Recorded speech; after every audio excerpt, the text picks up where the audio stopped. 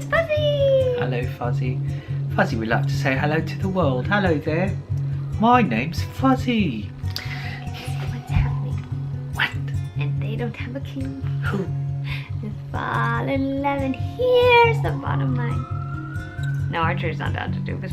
Fuzzy's still here. Okay. Hello, Fuzzy. Hi, friends! Hello. So today we are doing our second and final recap for the month of September. With Fuzzy the bookworm. No, okay, Fuzzy's not a bookworm. Fuzzy's a book snake. Oh, Anyway, if you guys are interested in seeing what else we read this month, I will also link to our first video. But for now, we are going to talk about the books we read in the latter half of the month, in which Alexa does not read that much at all. And which I actually sort of do, because this is really when all the BA stuff that I got start like expiring. And by expiring, I mean they're coming out soon, and of course you're going to want to have coverage before they actually come out. I'm new, I guess so I'm very enthusiastic and youthful. My first book is The Language of Thorns, Midnight Tales in Dangerous Magic, and this is by Leigh Bardugo, and it has illustrations in it, and I absolutely love this collection. I'm not much for short story collections, but when it was, you know, pitched as fairy tales set in the Grisha world, I was like, of course I'm going to be reading it, and it was so good. A little dark, which I liked, and I just really loved the way that they definitely read like fairy tales set in the Grisha world. My favorite story is the very last one in this one. If you guys want to hear me talk specifically about each story, that's going to happen on the blog at some point, but the very last story is so good. I loved it so much, and I definitely think this is worth reading if you are in love with the Grishaverse the way that I am. For one of the first things I read is another David Baldacci book. Thank you. Any assassins there? No. Well, no. Well, yes, if you want to call it that. But and so, for Fuzzy's sake, this is a story about John Fuller. He is a I want to say detective, but for the military. CID, I think, is what that branch is called. And I think it rounds up the entire series arc, because out of nowhere suddenly somebody, like his mom disappears as a kid. Okay. And suddenly out of nowhere, a lead comes out that maybe it's his dad that was responsible for the disappearance. That does not sit well with him, and he uses his vast amount of detective sleuthing army awesome skills to uncover a mystery like 30 years running. And just it goes off the rails doing it. It's amazing. So that was fun, and I liked it. And the next two books I read, I'm going to do them together because they're part of the same series, and I read Stalking Jack the Ripper and Hunting Prince Dracula, both by Carrie Maniscalco. Oh yeah, you read both of them in the same thing. I did. These are historical fiction stories. They're basically like if Nancy Drew were thrown into historical fiction, that's one, and also had an interest in forensics. That's two. And the main character, Audrey Rose, is fun because she's so not like the women of her time. She really digs exploring the cause of death in dead bodies. She's into forensics, basically. And that's not a typical thing, because that's a guy thing in these books, and she's just like, nah, I'm still gonna do it. And she's actually damn good at it. In the first one, she and her colleague are trying to figure out who is committing murders. This is set in a time when it was Jack the Ripper. That was his time, and so they were trying to figure out who was murdering all these women in London. And the second one is set in Romania, and they are trying to figure out who is murdering people and making it look like Dracula did it. And this one is so good. Like, I liked the first one a lot, but the second one, holy crap, it was so good. Terrifying, because Dracula and like creepy drafty castles, but great. Creepy drafty castles. So yeah, definitely recommend. This is actually the perfect month. October is the perfect month to read these, so definitely check them out. I had finally finished The Novice. Summoned? So this is Novice. It's about a young boy who manages to summon a demon because a wandering person had a scroll that helped him summon it, and in a country that does where sound like Aragon, actually. Right, and so it's that whole piece where it's set in a world of dragons and dwarves. Well, not dragons. Well, it's set in a world of humans and dwarves and elves and this weird Demons. kind of but it's against orcs as well, which I guess in in Aragon would be the Urgles, right? But the difference obviously would be that there's an academy for people who want to be summoners. Okay. There's a whole lore and mythos behind how to summon like demons, and they're not really demons, but they're just creatures from another plane that you kind of want to manifest in this world. So it's very well thought out, very well written, and the characters are nice and simple, easy to follow, and have so much room for growth. So it ends on a very cool, crazy cliffhanger. So I can't wait to read the rest of the others. So I highly recommend the series. The next book I read was an ebook, and that book is Far from the Tree by Robin Bedway. And this is a book about 3 different teens who have the same birth mother. And I'm not sure if they have the same birth fathers, but they're all related, but they've all been adopted into different families or fostered in different families.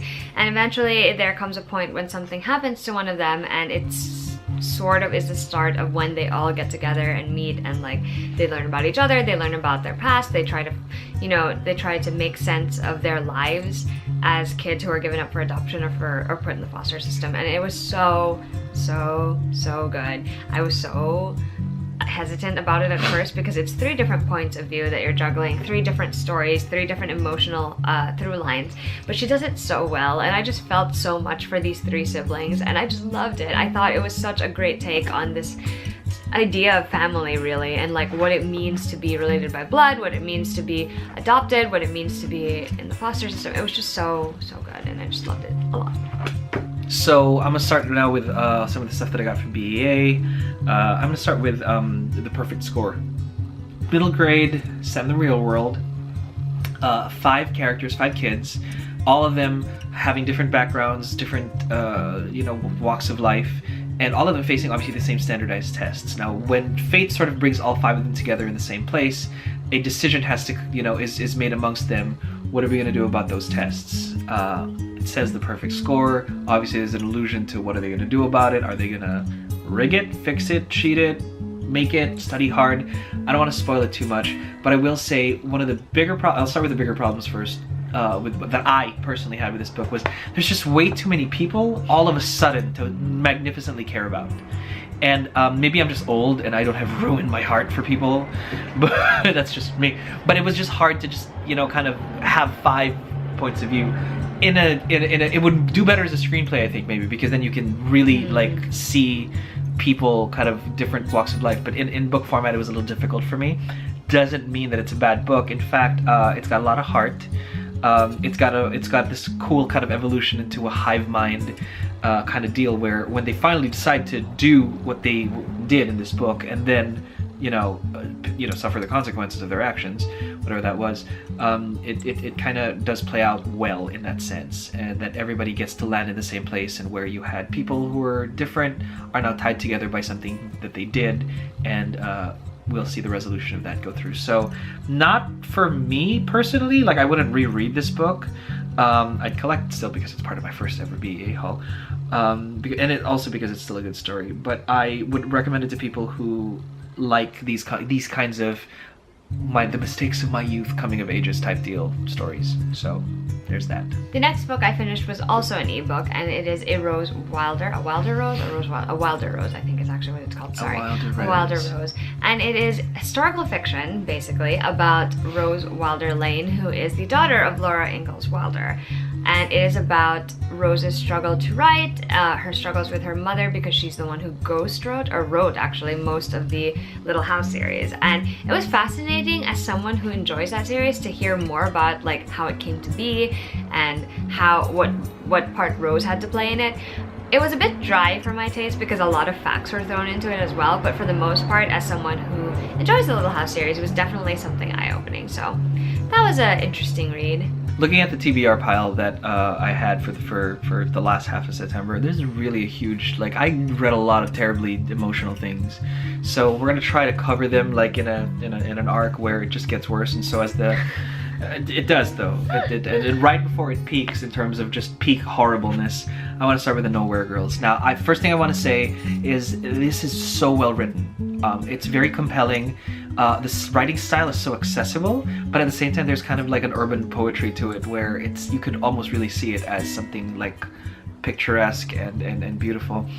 The topic, on the other hand, gets as visceral and as dirty as you could ever possibly want to, and by that I mean we're talking rape culture, and the story is about 3 girls who decides to respond to a rumored terrible incident that happened to a girl and the football team. Now, this kind of stuff happens in fiction only because it happens in real life. Like, only because this kind of stuff really does happen. You know, victims are silenced. Victims don't even want to speak up to begin with sometimes, and they just want to keep that because, A, there hasn't been a lot of, you know, and even here the statistics kind of sort of state or are echoed in this book about how not too many rapists actually spend a lot of time in jail. And the ones that do, they're, you know, only so few of them compared to the majority of the folks that kind of get, you know, get scot-free. So trigger warning right now. But at the same time, I want even our future daughters to read something like this, to understand that this is how terrible and unregulated high school life can be. You know, this is like at work, you can file for a sexual harassment suit against somebody and complain to HR. There's no HR at school. No one's gonna defend you from the jocks who are gonna feel you up in the hallway. More importantly, people might not even believe you if the team is winning something this year or whatever it is. But point is, it's an important book, I feel, that most people should read. I'm not an expert in, you know, women's rights, but I do know what human rights are, and the minute they're violated, I think it's important to kind of stand up, and that's what they did at the end of the day. These Nowhere girls decided to draw the line in the sand and say, this is never, ever going to be cool in a million years, and we're not going to stand for any of it. Not even the smallest part of it, not even the worst of it. And when the time comes, they will be heard. And so it's just hard. It was difficult to read. God, it was terrible. The next book I read was a really, really short picture book, and it is Night Shift by Debbie Guiori, and it's basically, I actually thought there was a story to it, but really it's more just like how the author is depicting her struggle with depression as this is gorgeous. It's gorgeously illustrated, the imagery is on point. I wouldn't necessarily say it's like a story, but it's something that anyone who has suffered from depression or even anxiety actually could relate to. So in that sense, I definitely really enjoyed it, and the illustrations are pretty great. We reach peak terribly emotional and heaviness with The Librarian of Auschwitz. Dear. I don't even have to, like, the very word Auschwitz itself, yeah, I know, right? The very word Auschwitz itself evokes so much already, and rightfully so. Never forget, right? Just the other day I saw on my feed, there's like a bunch of, like a box, an entire box, like a crate full of wedding bands, each one representing a broken family that was destroyed at these concentration camps. And what's interesting about this particular story is that it's also based on, much like Anne Frank's story, where somebody found her diary, the author of this book actually got to interview Dita Kraus, who is the main character of this story, who played a librarian in Auschwitz. Now, for those of you who are history buffs, there was sort of like a little kind of for the media, little kind of hut there where there's a bunch of kids and like grown-ups and whatever, to show the world that they weren't being monsters. And this girl was a librarian there because so it was like a camp for kids, and it was almost like a classroom, but not. They wanted to just play games. Books were outlawed, but she kept track of the 6-ish books that were there, and it follows her life all throughout. There are crossovers historically. I don't have the time, but it would be so fun to actually see which of these historical names are actually true, both on the Nazi side and both on the survivor side. And it was so heavy, but that the author was able to interview Dita herself means, hey, she survived. So hooray. Very important thing there, in the same way that, you know, we knew that Anne Frank was, you know, unfortunately did not make it, but you will find a lot of big names in history woven into this book, so it's a great thing to remember. And I read this over Yom Kippur, oddly enough. And in solidarity, right, with the tragedy of this thing, never forget. The last book I read this month is actually a book Macky has already read, and that is The Girl Who Drank the Moon by Kelly Barnhill, and I adored it. It is definitely like a fairy tale. That's what it reads as. So glad she liked it! And I really enjoyed the way that the author kind of wove in all of these typical fairy tale things, like someone locked up in a tower and going mad, and someone who is unfamiliar with magic but all of a sudden has lots of it, and a witch, and like there were just or is she really a witch? There's just like so many things like happening in this one, and at first it was a little bit confusing trying to figure out where it was gonna go, but as it slowly builds to that ending, it's just so good. It's so thoughtfully done. The themes are so on point, and it was surprisingly, how do I say this? It was surprising. There was a surprising depth to it that I wasn't expecting, because I had no idea what it was about before I went into it. So yeah, I really enjoyed this one. So I'm glad that I finally read it. This is more of a tragedy on a personal level. This is called Paper Butterflies, and this is a story about. It's purely a work of fiction. It's a story about June, who was being physically mistreated by her evil stepmom and her evil stepsister, and. Because of the years and years of just being treated horribly. We're talking Dursley levels horrible, but like times 8, with no magic. Harry at least had Hogwarts to run away to. This little girl did not. She finds solace in a young boy whose whole family is homeschooled, but even that isn't enough to curb whatever climax was inevitable. In cases where people are just, people get, people have a limit. Yeah. And when June reaches hers, the rest of this book really hammers the point home, that there is hope, that there is, ways to get out, and when you don't, there are still people who are going to stand by you. So I recommend it for people who, again, trigger warning, lots and lots of trigger warnings for this one, because the abuse is pretty graphic. Not exploitative, but it is what it is. I mean, I wouldn't call George R. R. Martin's books, like over-exploitatively graphic, but they're pretty descriptive, you know what I mean? Like, it's not, and so I would say it's very matter of fact, but it's real and it's there, and they don't script on the descriptions. So it's also a story of healing. So I am remiss to recommend it right off the bat. Like I wouldn't go, oh my god, you should read it if you went through something terrible. But well, yeah, that would kind of be mean. Yeah, it's just weird, right? I wouldn't know how to brand books. Now this is something that helps in, but I do know that any story about healing and recovery could be worth the read. So at your own, discretion, with many trigger warnings. Paper Butterflies is a beautiful story. This book made me cry. This is called The Notations of Cameron Cooper, and this is sorry, The Notations of Cameron Cooper. Cameron. Why do you keep saying Cameron? The Notations of Cooper Cameron is a story about a young boy who I guess I want to say that the author based this on the difficulties of their sister who had like a mental disorder. That made her do compulsive things. I don't know if it's an exact form of OCD or whatever. It's a form of OCD. Right, but at the same time, that person went through something. I shouldn't read the. I think what you're basically trying to say is that it's a story of a boy who develops these obsessive tendencies and is also experiencing the emotional upheaval of losing his grandfather.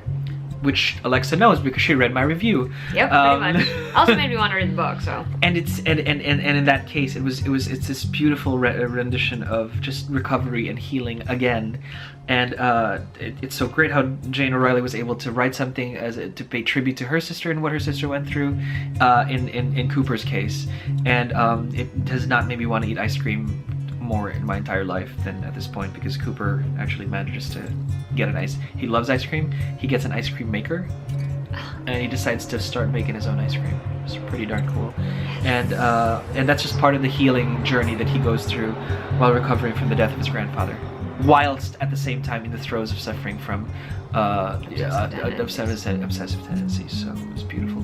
Right after that, I read the Mustaches for Maddie, which I totally overhyped myself for. I psyched myself out for this book because when I got this at BA, they were like, oh, this is a story written by the actual parents of the little girl. And I'm like, oh my god, there's a little girl with brain cancer and she has mustaches that makes everyone happy. I was ready to cry at BA.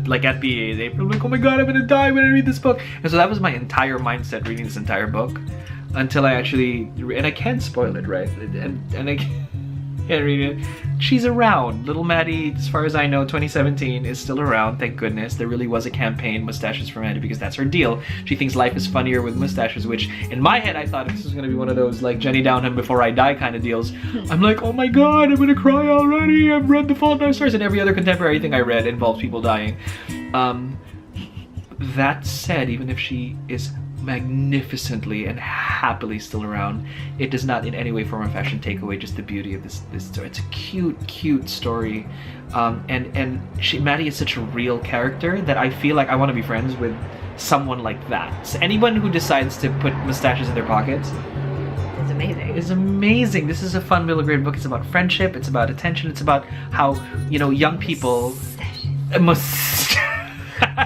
It's about how young people actually go through terrible things, and they're real people. I remember from being 11 and 12 that most of this was already there. That's the only reason I'm still reading books and watching this many cartoons.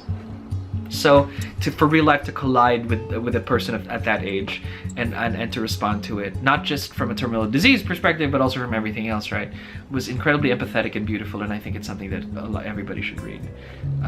So I definitely recommend that. And then finally, the creme de la creme of, and I'm so glad I got this book at BEA. I asked somebody for it, and they're like, yeah, I don't know where to get it. But then the person was like, ooh, I have a copy. Why don't you have one? I'm like, yes, thank you. And so I grabbed it off of somebody while in line for another book at BEA. And it's written by two best friends. I assume they're best friends who are in publishing. So glad I got this at BEA. Totally did not know what to expect, but I just ended up loving this story so much. It's set in a world where, you know, everything was like assaulted by something called dangers, where out of nowhere the whole world falls prey to these terrible monsters, and only a few cities have been left behind. Now in the one of the cities that left behind, they're great heroes, one of which sent out to create like the Knights Guild, the other one was the Mages Guild, the other one was the Healers, and the other one, the Assassin, created the Merchants Guild. I know, right? How cool is that? It's like, do we sell money or take lives? You decide. I mean, there's that kind of, and then of course, lastly, there's the Adventurers Guild, where they were the ones who set out and sort of defend. They're soldiers, not necessarily knights, and they're the ones who venture out into the dangerous places. Hijinks ensue when a plot is discovered by our heroes about, hey, somebody's been messing us up from the inside. Who is that? What's going on? And so the safety of the city is in their own hands. They're such memorable characters. Dwarves, elves, humans, sure. Not a big fan, you know, in general, but this, I really recommend it. It's a great new fantasy series for middle grade. Very lovely characters. I love them, like right off the bat, so I highly recommend it. So sounds like fun. And there you have it. Those are all the books we read in the second half of September. If you've read any of these books or are excited for any of them, we would love to hear it in the comments. You'll see us around with another video soon.